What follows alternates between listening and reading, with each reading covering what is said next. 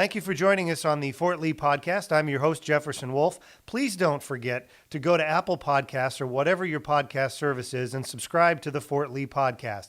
Give us a rating, whatever you think we deserve, and give us a review too. If you have some guests you'd like to recommend, we'd be more than happy to entertain the thoughts. We don't know everybody on Fort Lee, but there's a lot of folks out there who have interesting stories to tell. If you do leave a review, we'll highlight any potentially good reviews on future podcasts, and we'll definitely give you credit for turning us on to somebody who is a good interview. This podcast guest, back to today, we have only two for you this time because the two interviews both went a little long. The first one is going to be Major Jonathan Ward, the XO for Army Logistics University Support Battalion. He's going to talk to us about Suicide Prevention Month, which is September. But if you are listening in October, as this podcast is coming out late in the month, it's still good advice and it's a compelling discussion, and we think you'll enjoy listening to what he has to say. Our other guest today is Kristian Anthony from the Garrison, the Fort Lee Garrison's Directorate of Human Resources, and Chris is going to talk to us about civilian career management and training opportunities for the Garrison civilian employees. Thanks for joining us, and we hope you enjoy the podcast.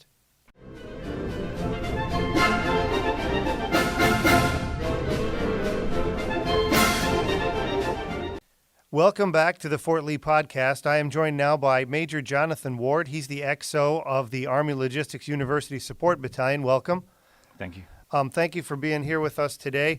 And we kind of have a topic this month that's sometimes a tough one to talk about, and that's this month is Suicide Prevention Month.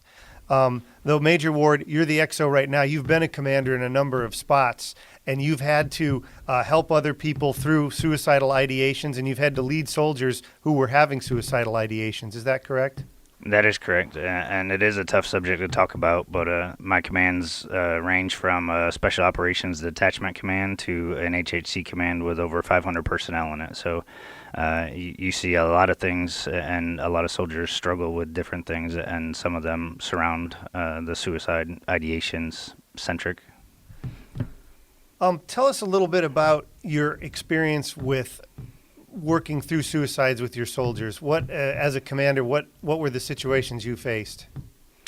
A lot of the situations I see are, suicidal ideation of the soldier themselves, or the other part where the soldier might be dealing with it is the repercussions and the aftermath of a suicide that occurred close to them, whether it be a family member or a close friend. What resource do you typically point soldiers to when they're going through this? A lot of times it's up to the soldier. When a soldier is in that state and feeling that vulnerable, you want to make sure the soldier goes to the source that they're comfortable with. Some might be close and comfortable with a chaplain, whereas others want to seek behavioral health. Others, it might be a mentorship thing. Maybe I can help them directly myself, or there's a mentor that's close with them, and they feel closer and easier talking with somebody who knows them and they can open up to, as opposed to a stranger. So it really depends on the individual themselves and where they're the most comfortable. But as a leader, you've got to understand what resources are out there and which one is the best fit for that individual. How does your experience in dealing with suicides throughout your career affect your command philosophy? What do you tell your soldiers about this when you do suicide training or you talk about it? Well, I think this topic, just like anything, I'm a big in experiential learning. So having gone through many things myself, it kind of molds me into what my command philosophy is. So the experience that I've had both as an enlisted soldier coming up through and now as a commissioned officer with the opportunity to be in command positions, it defines how I want to command and where I see importance and what I've learned along the way. And with this particular topic, what I've learned is that you need to get to know your soldiers on a personal level, not befriend your soldiers, but get to know them on a personal level to understand what their life is like, because our life goes beyond the uniform, and you need to understand if they have struggles that have nothing to do with what their job is, because the struggles that may lead to suicide ideations often will be derived from family problems or substance abuse problems or something that it's not work related, and you need to understand what is going on in your soldiers' lives that is beyond work. And we talk about that a lot in the classes that we see, where it's not necessarily something that happened on a deployment or an injury or something like that that leads people to have suicide ideations. Instead, it's pressures that they have in their family life or their financial life or something like that. Is that you're consistent with your experience? Absolutely. Stressors and indicators are a very big tool and something that leaders need to be aware of, because the stressors are going to feed into why a soldier is feeling a certain way. But you have to look for indicators within the soldiers and within your formation that say, maybe we need to make sure this soldier gets to behavior health, and that's why they do take command referrals, because maybe the soldier won't go there on their own, but as a commander, you need to ensure that you're taking the necessary steps to look after their safety and kind of get ahead of a possible issue, because you've seen these indicators, you know what they are, and you're familiar with what you should be looking for. As the XO here at the ALU Support Battalion, what have you been trying to do or to emphasize to get ahead of suicide? Well, here in the support battalion, it's kind of unique because the majority of what we have are students. So getting to know students on a personal level is a bit of a challenge, because a bullet class will come in, for example, and suddenly we have 110 new students that we need to get to know, right? So that's easier said than done. Right. But it's important to at least make that attempt, and that's where the TAC officers and first line supervisors and things of that nature are going to come into play, because at the end of the day, you're talking about 110 young kids that are coming from all corners of the United States from college, and it could be the first time from home and stuff like that. So we talk about stressors that feed into the possible suicide ideation. They already have a lot of them, and we need to take that into account. And because of that, we need to understand that those stressors are there, and be on the lookout for indicators to reach down to them on that personal level to say, we understand that the stressors are there. What can we do to help? Where is it that we can intervene as leaders and introduce Army sources or things that might be able to help with that? Because while we're here to teach you POI and train you to be the future Army leaders, we're also here to make sure you're taken care of as a person. What was your closest experience in dealing with a suicide as a commander or a leader? The closest experience that I had, the suicide did not happen under my command, but I had a suicidal ideation under my command that was pretty close to me, because the soldier was having a lot of the typical stressors and struggles in his personal life. He was going through a divorce and losing custody of a child, and it was adversely affecting his job. He acknowledged that he was seeking out help, and he sought my mentorship and guidance, as well as that of the chaplain, and he was given the support that he needed. We knew what resources to provide, and he utilized those resources and kind of got on the right track, if you will. This soldier did go through the divorce, wound up with shared custody of his child, and but got his military career on track. And when we fast forward 10 years, as I maintained contact with this soldier beyond that command, he did remarry and have 2 children. We stayed in touch for several reasons. We're later assigned to the same base again, so our families were close and attending the same church. So we stayed in touch, and it was good to see him, moving forward in a positive direction. So after he PCS'd, we still maintained phone contact and Facebook friends and the typical social media communication, I guess. And he called me one weekend talking football and asking how the family was doing, and it was a typical conversation that I had with him several times over. And when that phone conversation ended, it was the last time I talked to him. He committed suicide later that evening. And there was nothing in the conversation that would have led you to think there were any indicators or stressors that he was expressing to you? Absolutely not. And having the close history that I did have with him and with him having suicidal ideations, I kind of thought I knew what to look for, but that particular conversation was literally football and family and no indications that he was struggling. But afterwards, uh, Now, you said talking, you talked to his wife afterwards, attended the funeral and all that stuff. Tell us a little bit about the effect on his family. it obviously devastated his family.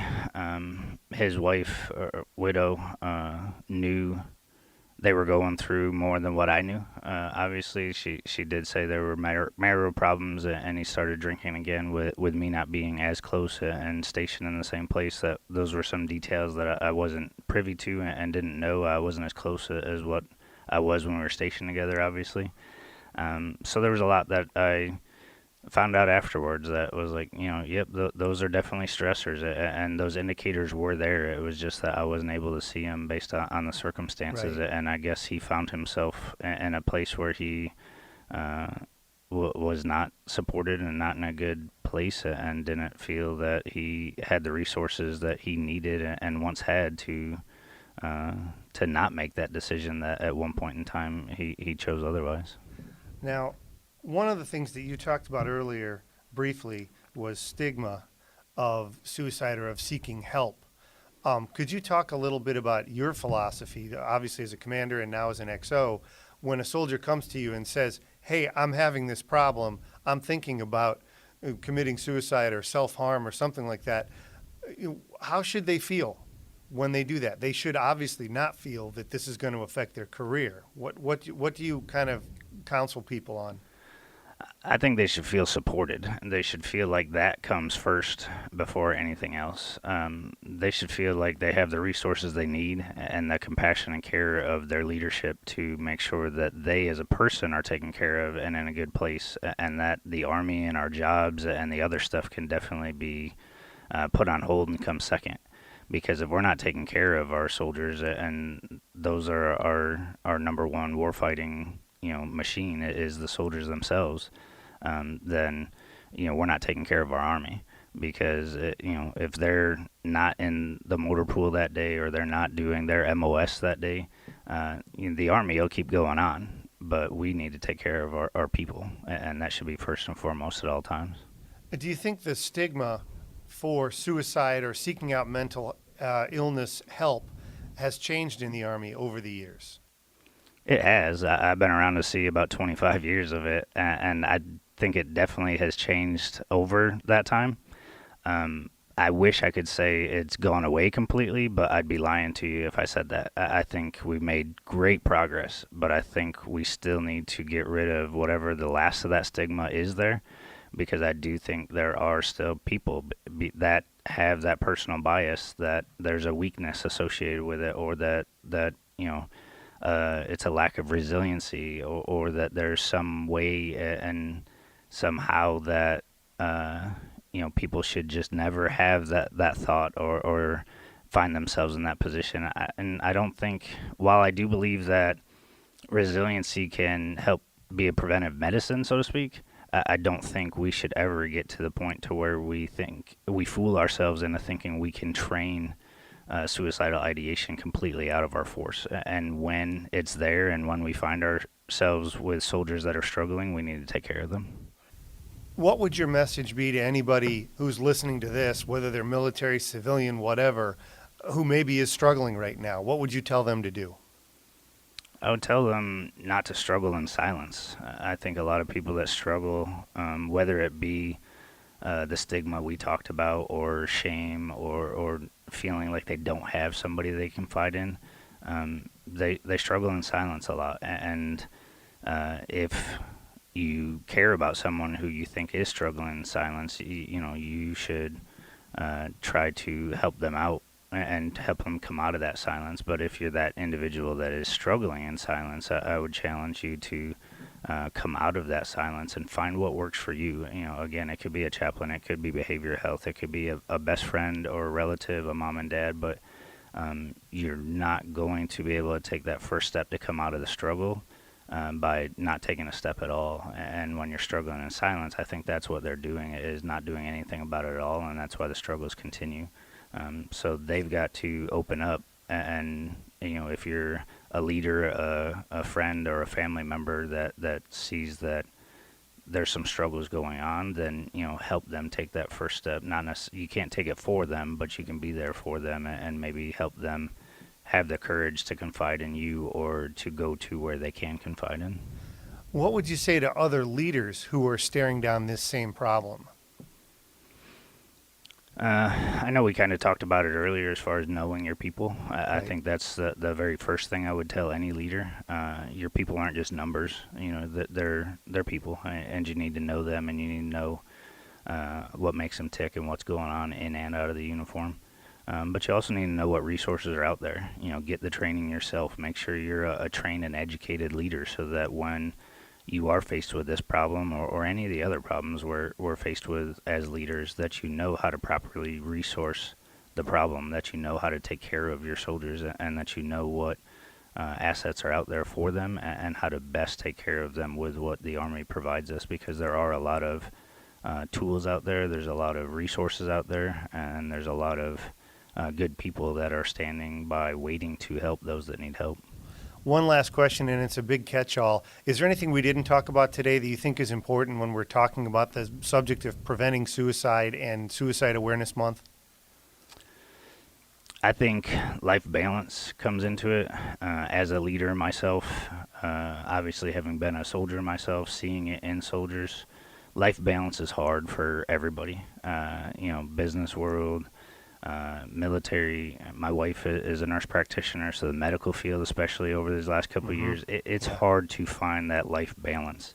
But we need to have the life balance, because if you neglect your personal life, your family, your the other things in your life, because your military, your medical, your profession consumes you, and it'll devour you whole. You've got to have that life balance to be able to fulfill yourself and take care of yourself. So I would just say life balance and take care of yourself would be that catch-all, and how I would try to best answer that question. Well, thank you very much. That was Major Jonathan Ward, the XO of the Army Logistics University Support Battalion, and we'll be right back after this.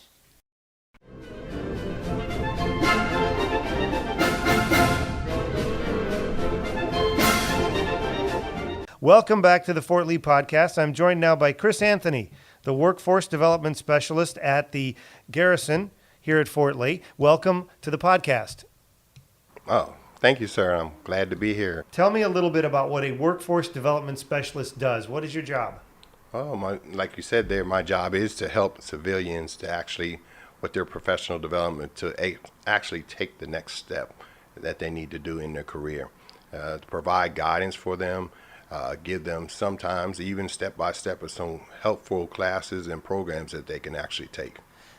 Now, the civilian career progression is a little different than the military one, than a lot of the soldiers that might listen or might be transitioning to a civilian job. Tell us a little bit about what's the difference or what's similar between the two processes.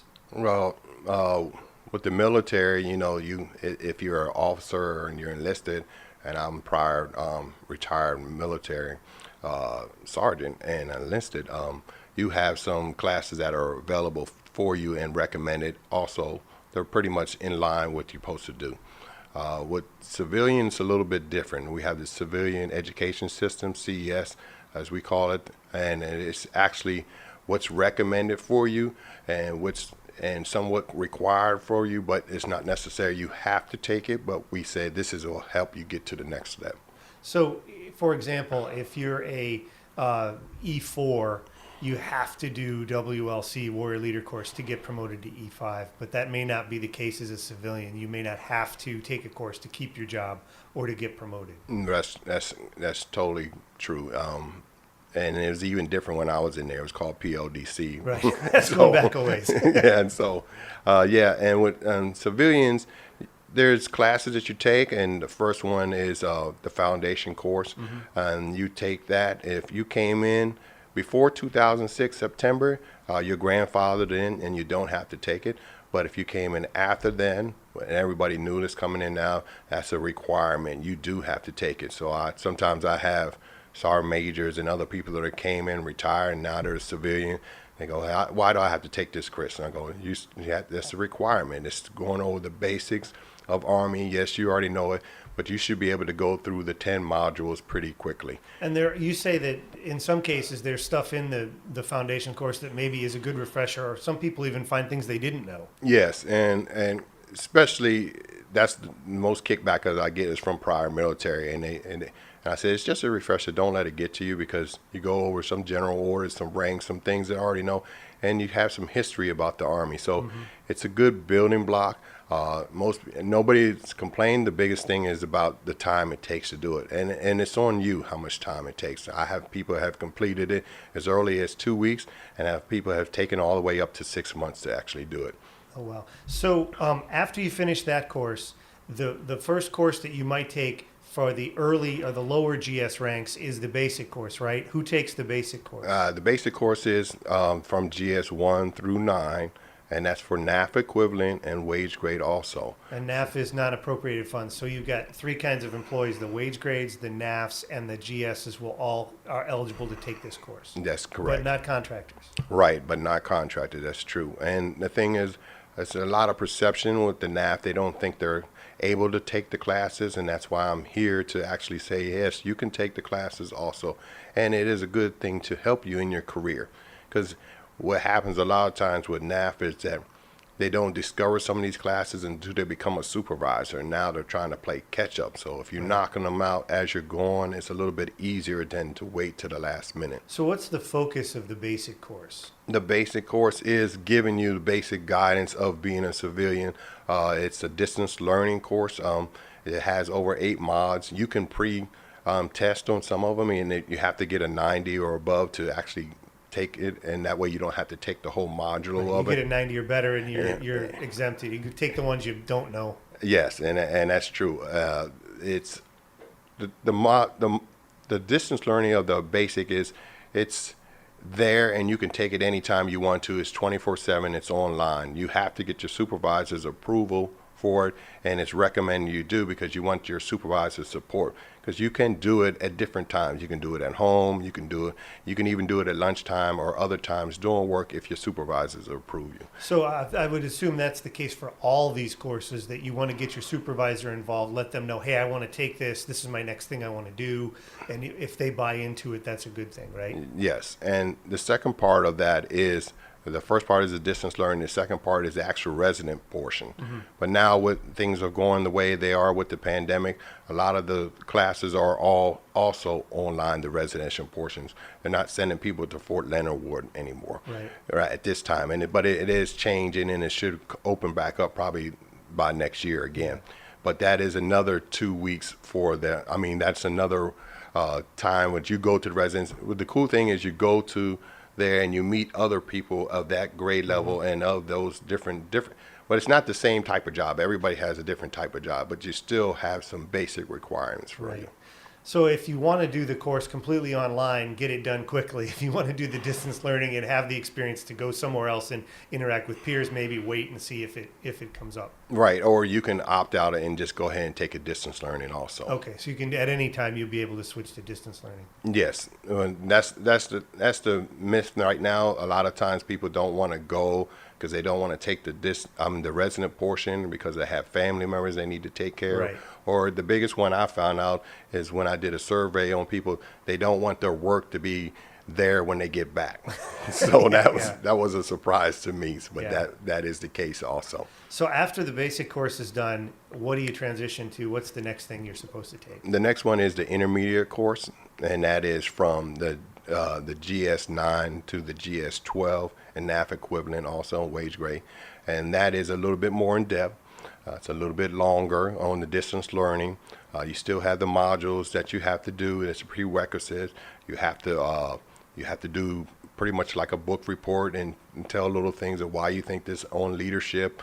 You have some ARs that you have to cover. It's more in depth, but it's a very, very satisfying class. Right. And the last one that most employees will see, that unless you become an SES, the last one is the advanced course, right? Right. And the advanced course is a little longer. It's a 4-week course, But all these classes, you have to do distance learning first. Right. And that's the prerequisite to do it. And then you have to pass it and get, above 90. And Right. then you take the residential portion. And then, so that one's for 13, 14, 15 is the advanced course. Yes, sir.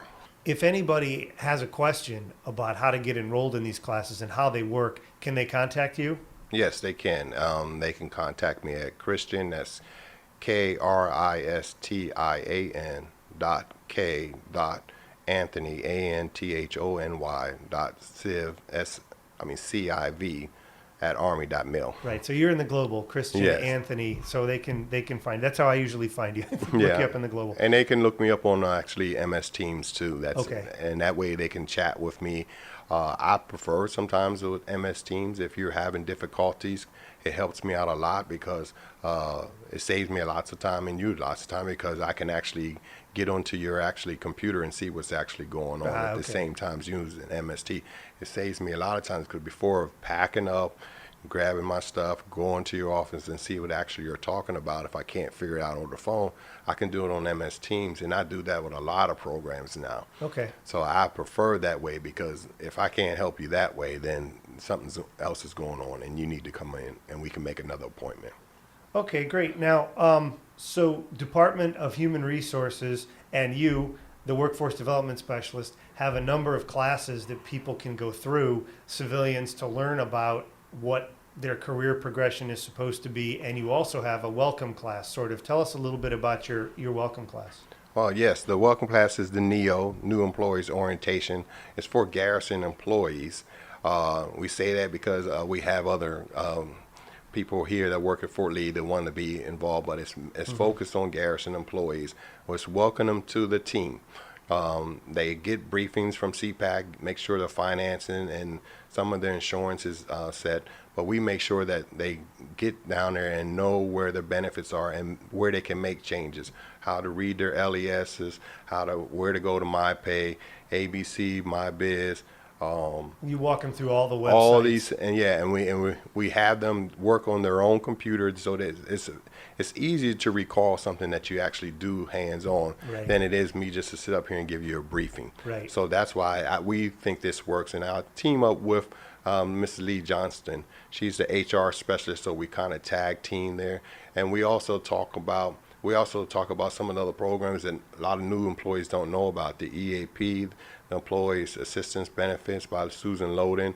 We also have EEO come in there and talk. So we also tell them these are other programs that are available for them to have. So it's kind of a comprehensive class. If you're new, here's what's going on in Fort Lee. Yeah, and a lot of times employees, hey, Chris, I'm not new. I've been in the government forever, and now I'm just here at Fort Lee. And I'm going, well, that's okay. We want to welcome you to the team. We want to make sure everything is good. We want to just review your benefits so that you know where you stand.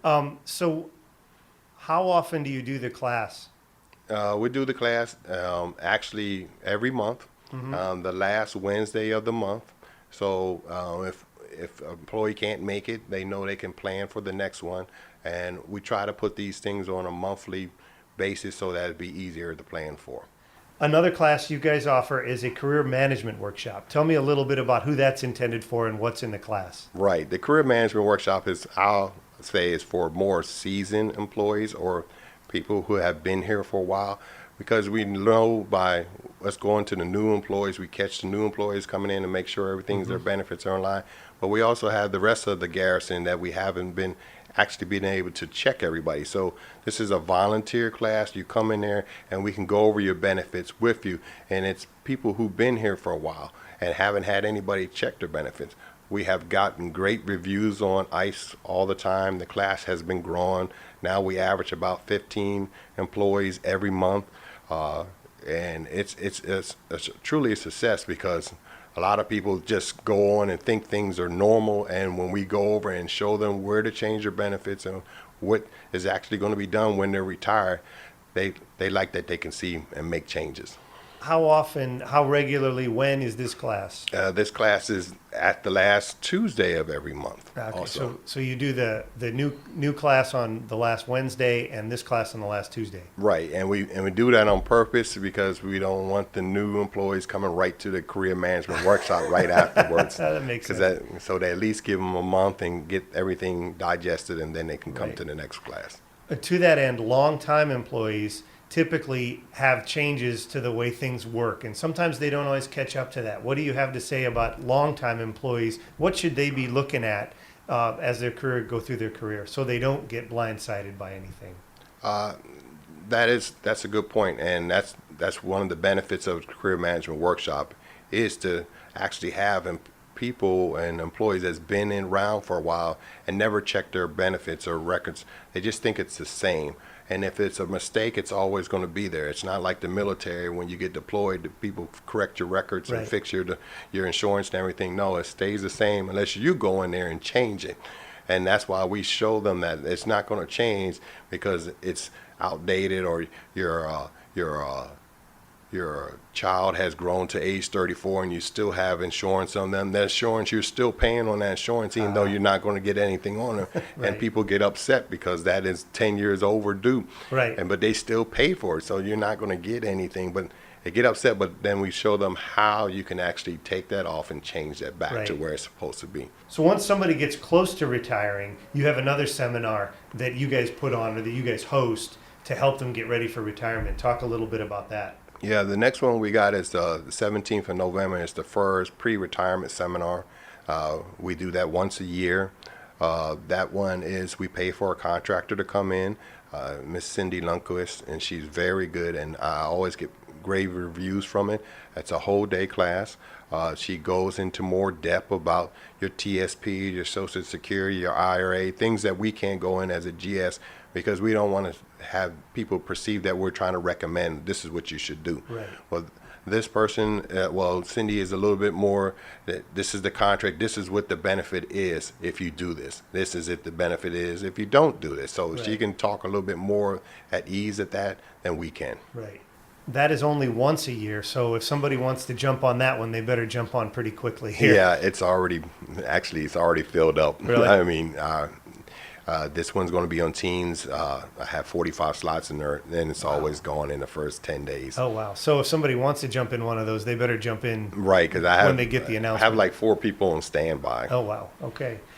Could you talk a little bit about your supervisor development class? Yes, the supervisor monthly professional development is similar to what I had when I was in the service of the NCOPD professional development. It was once a month, and we do this every second Tuesday of the month. It's for 1 hour. It's on MS Teams. It's for all garrison supervisors down to the first line supervisors. It's actually the hottest topic that the deputy wants to actually cover.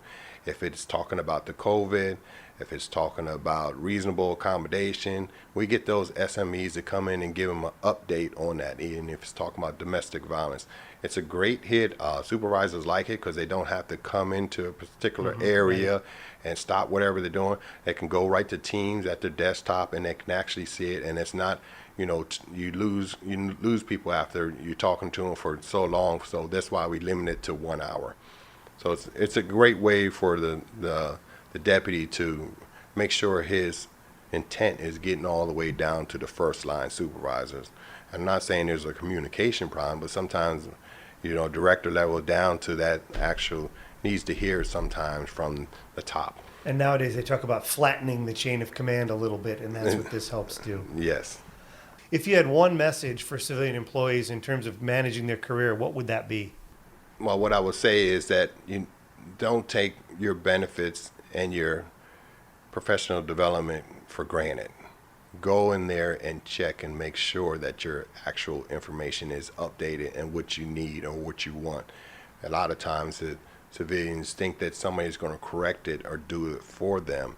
It's your job to actually run your career. Right. It's kind of, when I say that now, some people can take it offensively or can take it the right way, but a lot of times when people are ready to retire and now they're older Now they're not as, up to date with everything that's going on. They think somebody already made all these changes for them since the changes has happened. Right. It's not going to happen that way. That it doesn't happen that way, and I hate to see that happen. So that's why we have developed these career management workshops and these seminars is to help people to actually, go in there and check your benefits. These are not mandatory classes. These are classes that are volunteer to come to.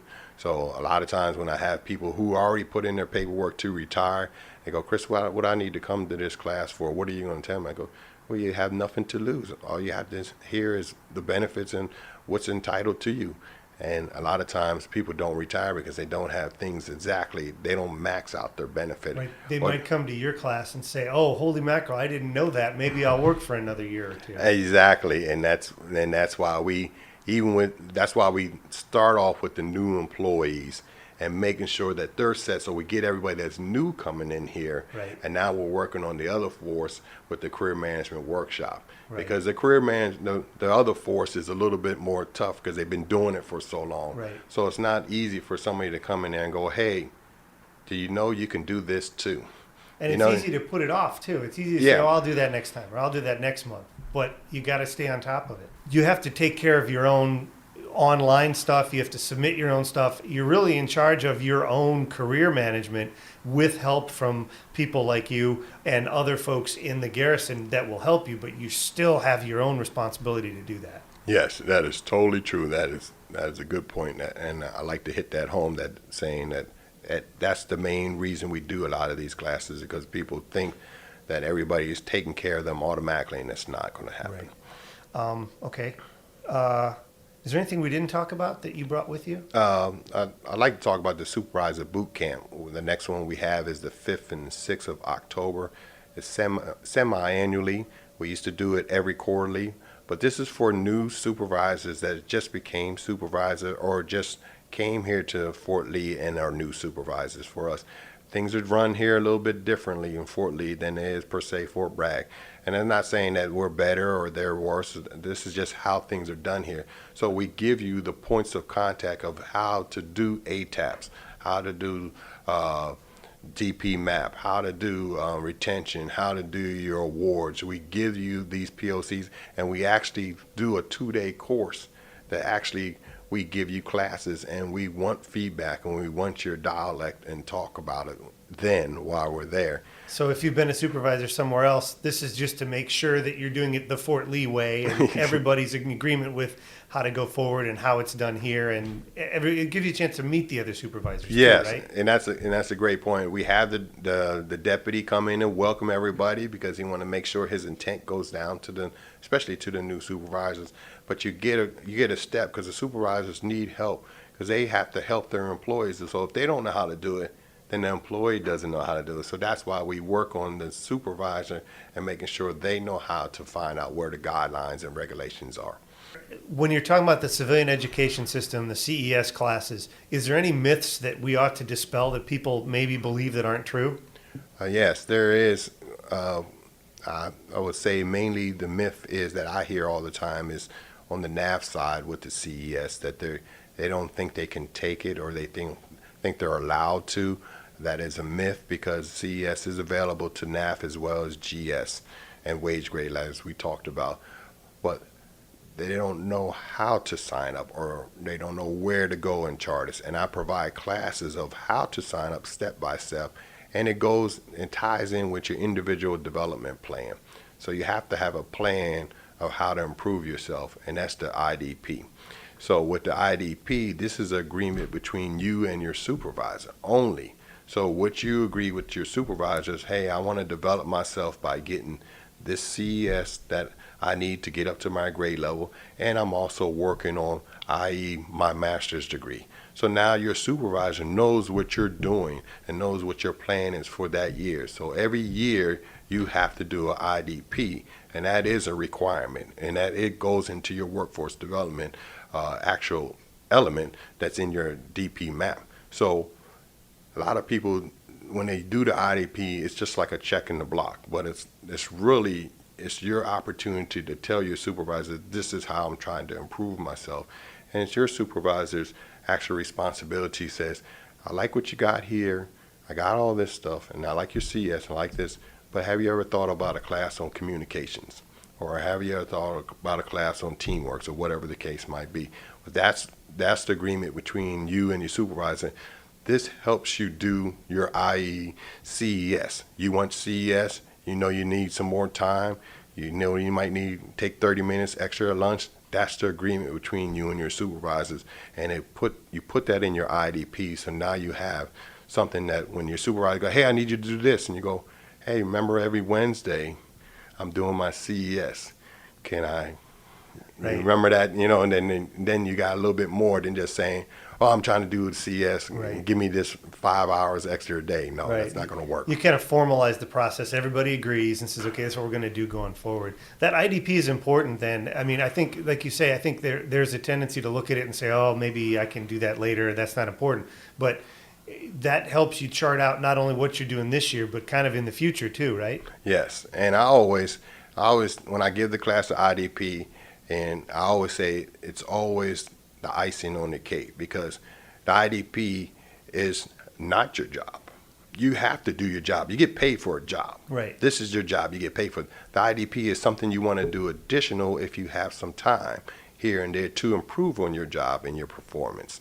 So that's why I always tell people, just put a few things down there. Don't put 6 or 7 things down there that you're trying to do in your IDP, because if you're doing 6 or 7 things beside your job, maybe that's a little your too supervisor is not going to really like that, because Right. if you have that much time, you can do these other things, then there's something's going on that you got a lot of extra time, and that's not going to make anybody happy. Right. Kristian Anthony, Workforce Development Specialist for USAG Fort Lee, thank you very much for being with us today. Great information, and hopefully everybody will take away something as a civilian and get in touch with you. One more time, your contact information is Kristian with a K, Kristian K.Anthony.civ, and that's both on Teams and in the global. You can find him. He's out there. And I guess that wraps up this. Thanks for being with us, and we'll be right back. No problem. Thank you for having me.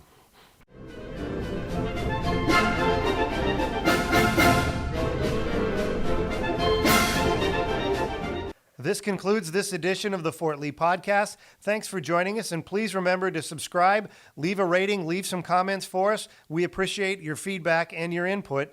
Thank you for joining us, and we hope to see you next time here on the Fort Lee Podcast.